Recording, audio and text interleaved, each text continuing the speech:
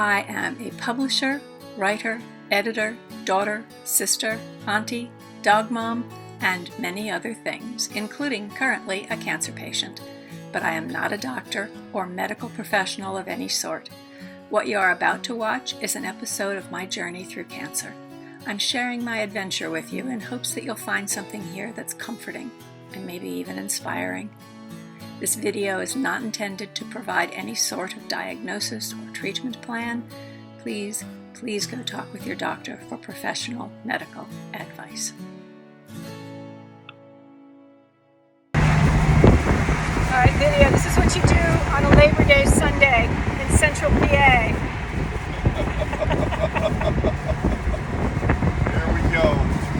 Here we go. Okay. You try looking your own mortality right in the face. Before cancer, death, meaning importantly my own death, was hypothetical or theoretical or abstract. Part of the reason for that I will attribute to what I will call boomer delusion. We boomers have spent our lives being the biggest, most powerful, loudest, always vibrant, always vital generation. And it's hard to let go of that. I mean, we're not stupid. We understand that the culture no longer revolves around us as it once did. And the role of elder is one that some of us quite relish. But the very real prospect of not being alive is as surprising to us as it has been to any generation, or more so, because there is a certain expectation or even promise of longevity. Statistics bear out that modern medicine and technological advances and self-care and a good attitude will allow us to function energetically well past what used to be a human being's prime. Another part of the reason was our relative youth itself. The more years our spirits spend in our material forms, the more these material forms wear out. Our faces change. They sag and get wrinkled, and sometimes when I look in the mirror, I think of the persistence of memory, those melting watches, and I think, oh, shit, I've become a Salvador Dali painting. This among more profound changes, of course. Hearing loss, cataracts, diabetes, back pain and stiffness, osteoporosis, high blood pressure, depression and anxiety. Cancer too. Cancer is a disease of aging, and that's because the roughly 40 trillion cells that make up our bodies can get damaged over time, and the more damage they sustain, the more at risk they are of mutating. Only 1.7% of cancer deaths are in people who are under 40. 90% of cancers are diagnosed in people who are aged 50 or older. Just recently, Robbie Robertson, the legendary frontman of perhaps the greatest band of all time, in my humble opinion, The Band, died of prostate cancer. Jimmy Buffett, our beloved boomer bard, died after a 4-year battle with aggressive skin cancer. Old age is no place for sissies, he confirmed. As baby boomers age, we are in for a death boom, as the Chicago Tribune reported in, I think it was 2019. There used to be over 85 million of us, and now there are a little over 57 million of us left. A boomer dies every 15.3 seconds, meaning there will be around 5,500 boomers who will no longer be with us at this time tomorrow. We will be extinct. At the latest, it is projected by 2086. Who wants to party like it's 1970? Okay, so that all said, the one thing this channel isn't supposed to be is a pity party. What this channel is meant to be is a chronicle of a cancer experience, and dark times are part of the cancer experience. The depression and anxiety may hit an individual patient at a different stage of treatment or recovery, and it will hit every person differently in a deeply personal way. But it will almost always likely hit at some point. Back when I was first diagnosed, doing my own research about this new thing, anal cancer, in my life, I found out that I had a 46 to 48% chance of surviving. And I did not like those odds. A few weeks later, in one of my oncologist's offices, she gave me a 50-50 chance of getting through this cancer. It was so jaw-dropping, such a mind fuck to think that my life had the same odds as a coin flip. I think my brain, or parts of my brain, shut down so I wouldn't think about those odds and I could focus on the treatments and getting better and healing. I think I unconsciously delayed the depression and anxiety that's hit me in the last few months until treatment was over, at least, and I could deal with it. And that doesn't mean that I'm dealing with it well or that I dealt with it well. And it doesn't necessarily mean that the dark times are over. But there are two ways to approach cancer, or anxiety, or life in general. With optimism, the view that every moment is precious and sweet, and you are so grateful for each and every one of them. And you're always asking yourself the question, what would you do if this was the last day of your life? And taking on whatever it is you decide that the answer is with real gusto. And then, or you can approach it with pessimism. And that is the view that there is no point in doing anything.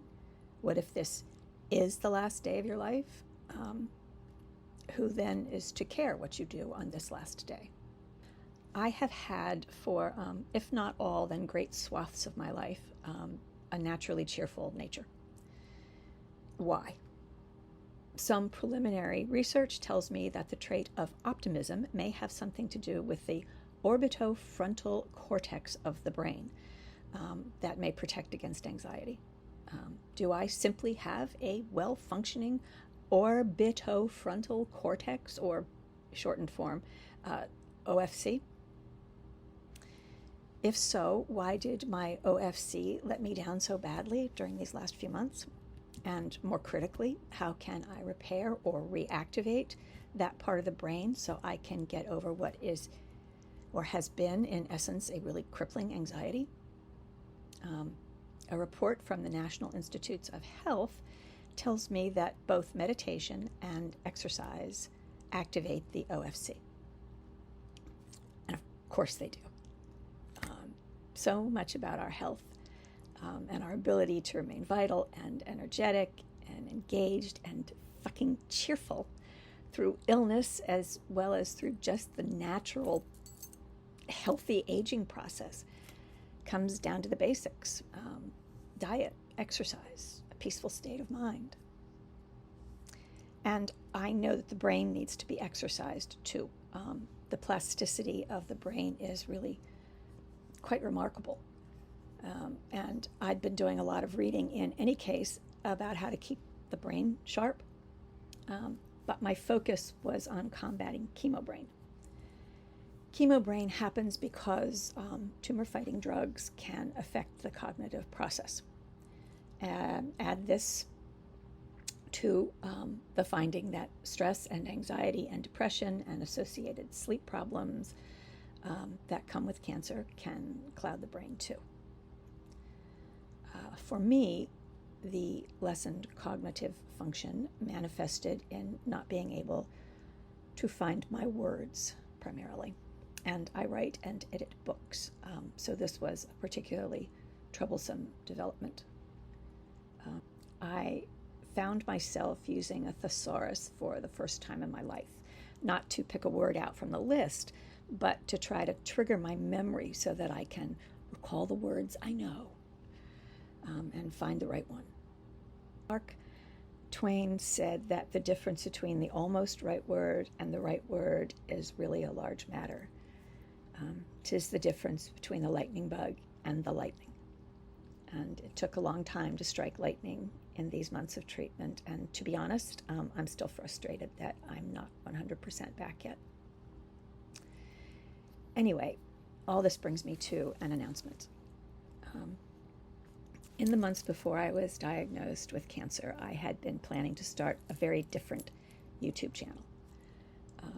I had been then feeling pretty low, not low as I have been in the last few months, anxious and depressed and disconnected, but feeling old. I was 64 then, and my mojo was leaking fast away, flooding away. I didn't love that my formerly lush eyebrows were mere wisps of what they'd been, and I didn't love that my bosom was no longer quite perky, and I didn't love that my jowls seemed to be leaking down my face. But the worst part, the part I loathed most, was that I had no energy. Long before cancer, I was becoming reliant on afternoon naps, not feeling excited or even motivated to socialize, things like that. And I know a lot of the reason was that I'd gained a lot of weight, 70 pounds. I likened getting around in those days to carting around 7-10-pound bags of dog food whenever I got up from my desk or worked around the kitchen making dinner or hauled my ass out of bed. And 70 pounds, that's a lot of extra baggage to carry around everywhere you go.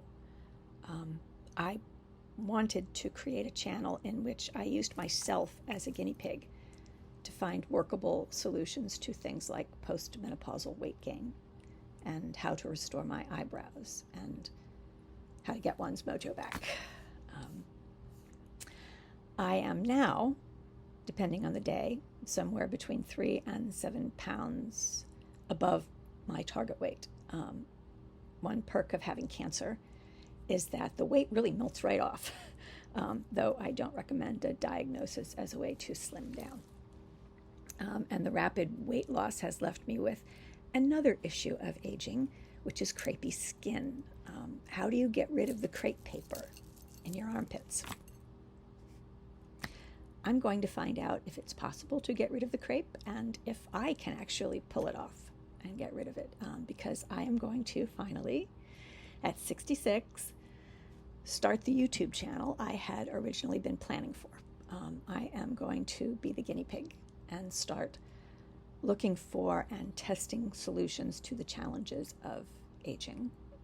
And I'm going to do it from the perspective of, vanity, of course. I mean, who among us doesn't want to look as good as we feel?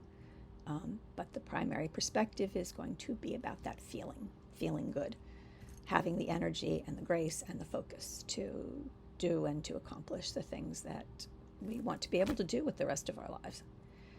For me, I want to write that next book. I want to go away on a girls' weekend and not feel the desperate need to nap in the afternoon. And I want to be able to dance all night long at the kids' weddings. The channel, named by my Gen Z niece, is going to be called Fine by 69. I think she liked the rhyme, and that maybe she thought I needed 3 whole years to figure things out, pull myself together. It will launch in January of 2024, and I will let you know when it is live, of course. I'm still going to be posting on this channel from time to time. The cancer journey isn't over, and I am still trying to record the entire trip.